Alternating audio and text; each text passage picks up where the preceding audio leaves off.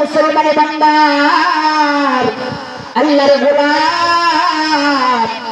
আমাকে আমি আল্লাহকে যদি ভয় করো গুনাহগুলো ছেড়ে দাও এক কাজকে বেশি বেশি করো গুনার কাজ ছেড়ে দেওয়ার দিবা আমি আল্লাহ ঘোষণা করে দিলাম ফাইনাল জান্নাতা হিয়াল মাওয়া আমি আল্লাহ তাআলা তোমার ঠিকানাটা জান্নাত দান করব জান্নাত সাধারণ বিষয় নয় বাবা সাধারণ বিষয় নয়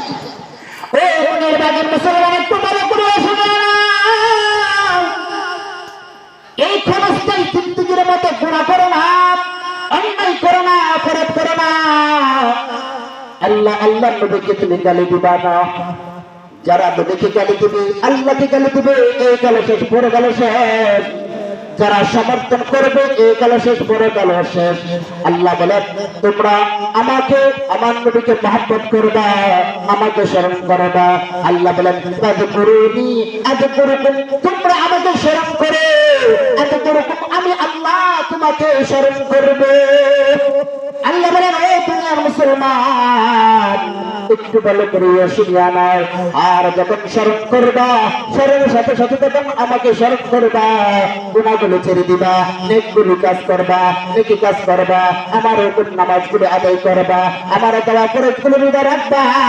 দান সদকা তুমি করবা হক হালাল খাইবা হক হালাল গুলি খেয়ে তুমি খাইবা হালাল গুলি খাবার খাইবা হারাম গুলি খাবার বর্জন করবা মুরব্বিদেরকে সম্মান করবা ছোটদেরকে স্নেহ করবা প্রত্যেকটি মাদেরকে সম্মান করবা ও দুনিয়ার মুসলমান একটু ভালো করে শুনে আনাও এই দুনিয়াটা ক্ষণস্থায়ী দুনিয়া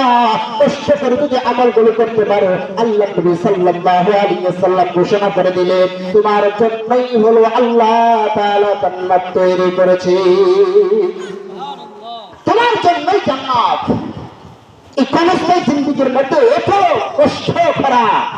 একটু কষ্ট করে যদি আমি আমল করতে পারি তাহলে তো পরকালে কোনো সুখ আর সুখ এই জন্য কবি সাহেব বলেন সুখের পরে দুঃখ আছে আর দুঃখের পরে সুখ আছে আর দুঃখের পরে সুখটা আসলে চিরস্থায়ী হয়ে যায় দুনিয়াতে কষ্ট করে যখন একটু কষ্ট করে যখন জীবন যাপন করবো পরকালে শান্তি শুরু আছে শেষ নাই সুবহানাল্লাহ সুবহানাল্লাহ এই দুনিয়াটা ক্ষণস্থায়ী দুনিয়ার মধ্যে যদি কষ্ট করে আমল করে যেতে পারি তাহলে পরকালে কোনো শান্তির আর শেষ নাই এই জন্য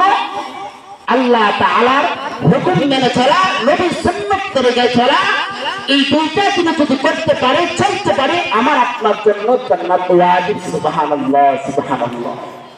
এই যে দুনিয়ার মধ্যে আমরা আছি মা বাবার পিতা মাতার মাধ্যমে দুনিয়াতে আসছে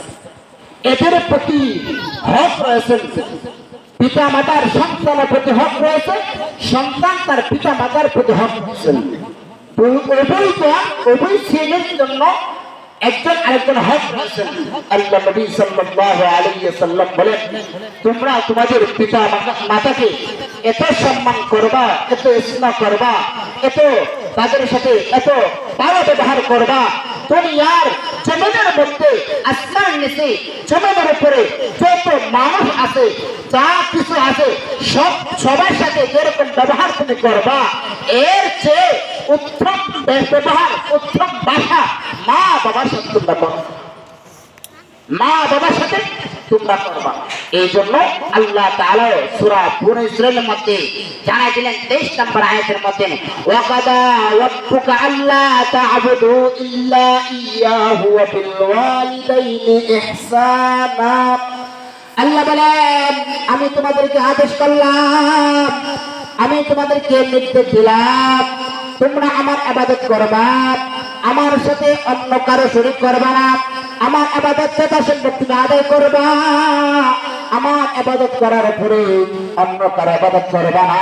আমার ইবাদত করার পর তোমরা তোমাদের পিতা মাতার সাথে সদ্ব্যবহার করবা ওয়া বিল ওয়ালিদাইনি ইহসানা আল্লাহ বলেন তোমরা তোমাদের পিতা মাতার সাথে সদ্ব্যবহার করবা আল্লাহ বলেন আমি আল্লাহ এতটুকু বলে থেমে গেলাম ওয়াকাদা রাব্বুকা আল্লা তা'বুদু ইল্লা ইয়াহু ওয়া বিল ওয়ালিদাইনি ইহসানা আল্লাহ বলেন তোমরা আমার সাথে কাউকে অংশীদারি করবে না, আমার ইবাদত গুলি তোমরা করবা, আমার ইবাদত করে অন্য কারো ইবাদত করবে না, শুধু আমার ইবাদত করবা, আমার হুকুম গুলি মানবা, আমার সব নিয়ে আমার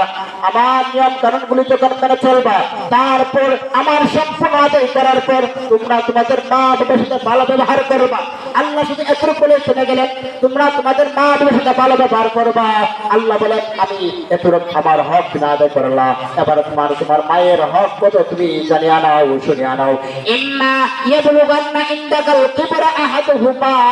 আল্লাহ বলেন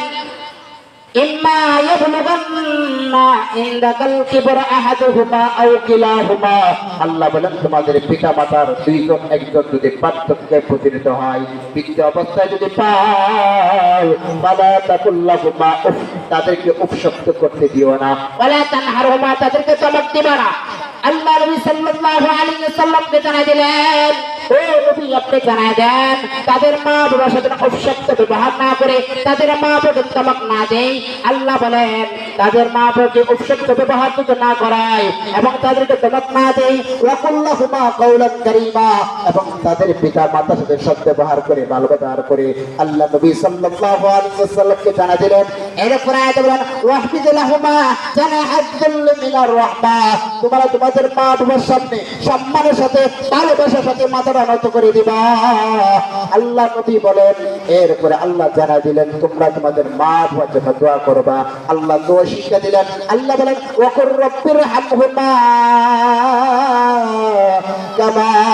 রাব্বায়ানি সগীরা, আল্লাহ বলেন ও দুনিয়ার মুসলমান তোমরা তোমাদের মা বাবার জন্য দোয়া করবা। আল্লাহ বলেন জানিয়ে দিলেন, আল্লাহ বলেন ওয়াকুর রব্বির হামহুমা কামা রাব্বায়ানি সগীরা। আল্লাহ আমার পিতা মাতার প্রতি রহম করুন, যেরকম ভাবে আমার মা বাবা আমি ছোটকালে শিশুকালে যেরকম ভাবে আমার মা বাবা আমার প্রতি রহম দান করেছিলেন, এরকম ভাবে